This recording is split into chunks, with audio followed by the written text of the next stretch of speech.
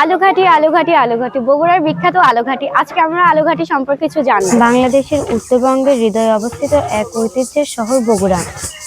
এই শহর শুধু দই বা লাল মরিচের জন্যই নয়, আরও একটি অসাধারণ খাবারের জন্য বিখ্যাত, আলুঘাটি। আলুঘাটি একটি সাধারণ নাম, কিন্তু এর ভিতর লুকিয়ে আছে শত বছরের ঐতিহ্য আর স্বাদের ইতিহাস। আমাদের এলাকায় মজলিস, দাওয়াত কিংবা বিশেষ অনুষ্ঠানে আলুঘাটি একটি অপরিহার্য খাবার। আমাদের এখানে 4 মণ আলুর ঘাটি করা হচ্ছে, চলুন আমরা এই প্রসেসিংটা দেখে আসি। সবাই যাওয়া যাক। তো বন্ধুরা, আলু ঘাটি করার জন্য সর্বপ্রথম আলুগুলোকে পরিষ্কার করে সেদ্ধ করে নিতে হয়। সেদ্ধ শেষে আলুগুলোর খোসা ছাড়িয়ে নেওয়া হয়। এরপর আলুগুলোকে ছেনে মিহি করে নেওয়া হয়।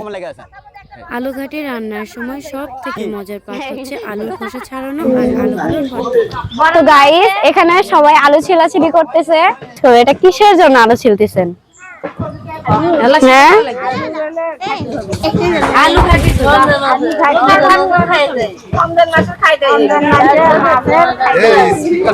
আসসালামু আলাইকুম। ওয়ালাইকুম আসসালাম। আপনি এখানে কি করতেছেন? আমি ভালো আছি। আপনি? আমি তো আলু খেদমত করতেছি, আলু গুটি মারতেছি আমি।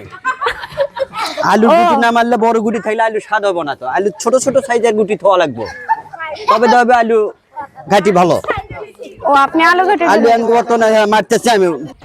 এদিকে পরিমাণ মতো মশলা দিয়ে গোশগুলোকে কষিয়ে নেওয়া হচ্ছে, যা পরবর্তীতে আলু ঘাটি রান্নার সময় দেওয়া হবে। আলু ঘাটি রান্নার জন্য পরিমাণ মতো তেল এবং মশলা দিয়ে কষিয়ে নেওয়া হয়। তারপর ফুটন্ত গরম পানি দিয়ে জাল করে নেওয়া হয়।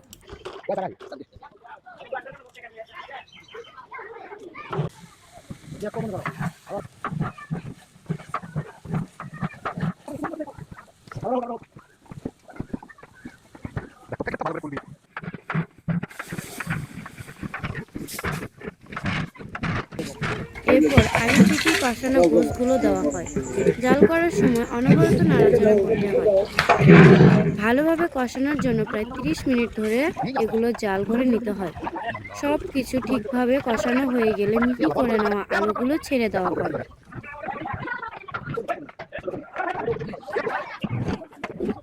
আলুগুলো দেওয়ার পর আরও প্রায় 30 থেকে 40 মিনিট কষিয়ে নেওয়া হয়।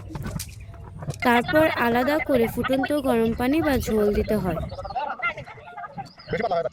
ঝোল দেওয়ার পর প্রায় 1 ঘন্টা আবার জাল করতে হয়, আর নিয়মিত এরকম নাড়াচাড়া করতে হয় যাতে নিচে না লেগে যায়। এইভাবে প্রায় 2 ঘন্টা সময় লাগে একটি হান্ডি আলুর ঘাটি তৈরি করতে।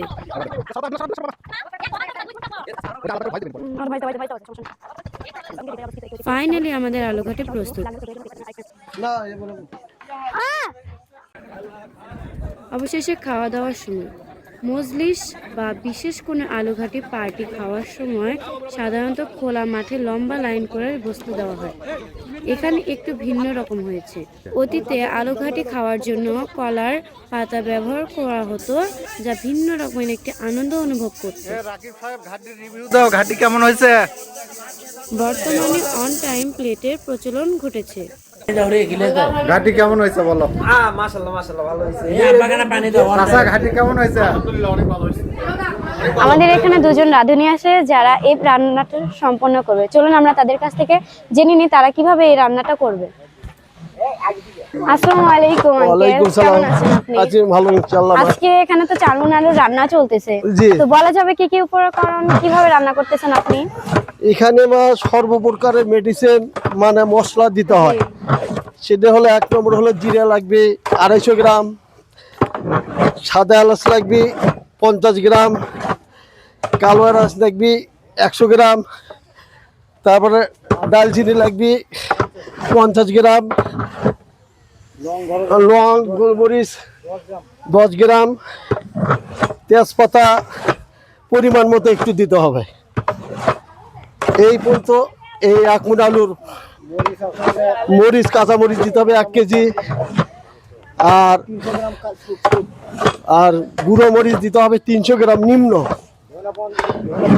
আর ধনে হলো 50 গ্রাম, লবণ হলো 3 পোয়া। 1 মণ আলুর জন্য 3 পোয়া লবণ লাগবে। তাহলে মাংস কতটুকু লাগবে? মাংস হলো 1 মণ আলুর জন্য পর্যাপ্ত হলো 10 কেজি মাংস নিম্ন। জি, দিলে সে তরকারিটা টেস্ট ভালো হবে ও নিম্ন। এখন আপনারা এটা কি পানি দিবেন তারপরে এটার মধ্যে? এটা কষামো নিম্ন 2 ঘন্টা লাগে একটা এই আলু ঘাটি নামাতে, 1 ঘন্টা লাগবে আমরা কষানি করতে। হ্যাঁ 1 ঘন্টা নিম্ন 1 ঘন্টা এরকম জাল করতে হবে।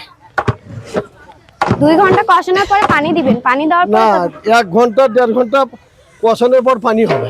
ও পানি দেওয়ার পরও আরো আধা ঘন্টা পরে 1 ঘন্টা জাল করব, জাল করে তারপরে সে আলু ঘাটি নামবে।